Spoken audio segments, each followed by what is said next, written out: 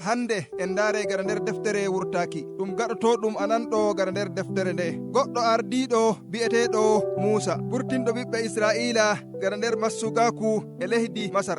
ɗum sendere daga nder deftere nden. Sendere ɗiɗaɓre daga nder deftere nden Musa hokki ɓiɓɓe Israila dokaji 10. ɗon ma o holliɓe no ɓe nyiɓirta haykaliru. Joni fa ɗo en ji'e no habaruji ɗin jokkotirta. Ɗi fu habaruji ɗi keɓake daga les wonde hossere indinde. Ɗum boɗɗum en so'o koccende gada fuɗɗode ma'ire. To joni en so'oto koccen ɗum habaru daga nder deftere fuɗɗode. Amma o waɗi ɓiyiko on nder hondore. E nder fuɗɗode.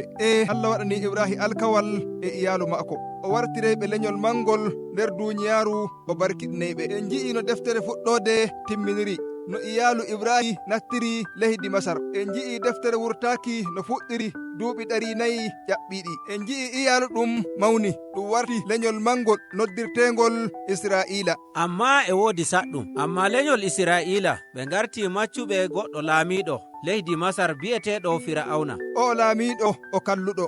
ɗum kalluɗum. O nyaami neɗɗaku maɓɓe, o jagginiriɓe hallende, o hokki umrore ɓiɓɓe Israila worɓe mbare ɓe kibine nder maayo Nilu, ngam e mo yiɗi o halka leñol ngol. Kanko ɓuri hallugo fuu nder deftere seninde. Ɗo en ji'ay goɗɗo yerijo Israilankejo, o tefi laawol o hisna ɓiyiko.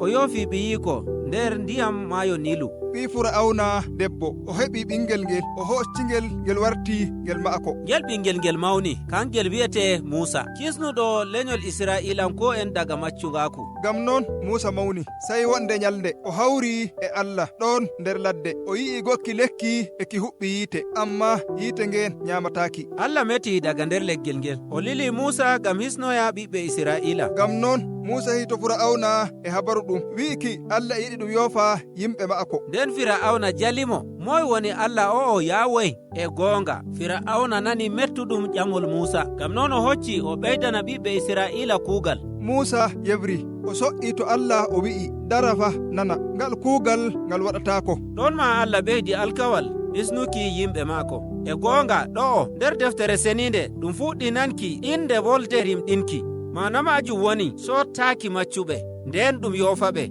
Ɗo Allah holli o yiɗi waɗki dow ɓiɓɓe Israila laatiɓe maccuɓe. Allah e andi Fir'auna no wanye, ngam non Allah lildi torraji 10 e ɗum tokkotiri bano wartirki ndiyam ƴiƴam. O lildi torraji e nyawuji feere-feere. Torraji ɗi'i ɗi nawɗi.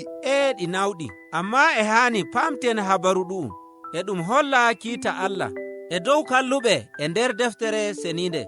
Ɗi torraji ɗi fuu ɗi ngari ngam ɗi kisna massuɓe, ɗi bo do'a Allah hol leydi Masar. Ɗum wari e dow torra 10 Allah no ware ko moye ɓiɗɗo gorko afo nder leydi Masar. Hakkiilo ko ngoye wuro ummake. ɗum waɗi. Amma Allah waɗu non ngam no Fir'auna wardi ɓiɓɓe worɓe Israila. Ta nyamri yeeso, a yi'e suurawol juutngol e ngol holla dokaji. Ɓe nyama kirtari jawdiri juɗandi. Amma jawdiri ndi ɗum kanuɗum. Allah wi Israilanko'en ɓe koccandi ɓe mo'ina, nden ɓe nyama, ɓe kocca ƴiƴam mayri, ɓe moyta dow dammuɗe gure maɓɓe. Gonɗo nder wuro ngon fuu no hisay. Ngam non kirtari ndi e ndi noddire sakkinki. Ɗo e holla no Allah hokkiri kiita muɗum dow yimɓe halluɓe. Amma yimɓe ɓe yurminani, o hokki battudi. Torra kare irde nde'e waɗi Fir'auna ɓerni. O umri ɓiɓɓe Israila ɗala leydi Masar. ɗu'um boɗi, amma neɓaay eɓe dow ummaki. Fir'auna wayli ɓernde muɗum. Amma fuu e non en wi'ama Allah sa'atini ɓernde Fir'auna. Ngam ɗume Allah waɗata nihi? To ko hani siftore nder habaru ɗum woni Fir'auna ma yadake suɓi ngam o sa'atina ɓernde maako. Ngam non e ɗo'o Fir'auna nama o kalluɗo tan, e nyumo maako e kuuɗe maako ɗum fuu e ɗum holla hallende tan. Nyumoji maako e kuuɗe maako jaadake goɗɗake. Ngam non Allah hutiri bawɗe muɗum yaari mo nder halkere nde o siryanimo. Fir'auna e soji en maako ɓe kalkama nder maayo woɗewo. ɓiɓɓe Israilanko'en bo ƴaɓɓake jam. Jimol ngam kisndam. Gaɗa ɗum en tawi jimol mawninki Allah nder deftere seninde, ngol yimɓe maako jimi ngam ɓe ndimɗinama. E nder habaru ɗum wolde kisndam heɓa, mana majum woni hisnuki daga halkere. Joni nde en kisnama sai nyumen ko ɗume boɗi, amma e nder habaru ɗum hunde waylitake fa. ɓiɓɓe Israila puɗɗi wannaki nder ladde. ɓe somi e ɓe nana weelo baɓe kalkuɓe ɓe puɗɗi yiilaki ɗume Allah waɗata ne gam ɗume ma ɓe kisna. ɗo en famay notaki ƴamal ngal e nder habaru garayɗum e ɗum haɓɓi nder yebre ɗiɗaɓre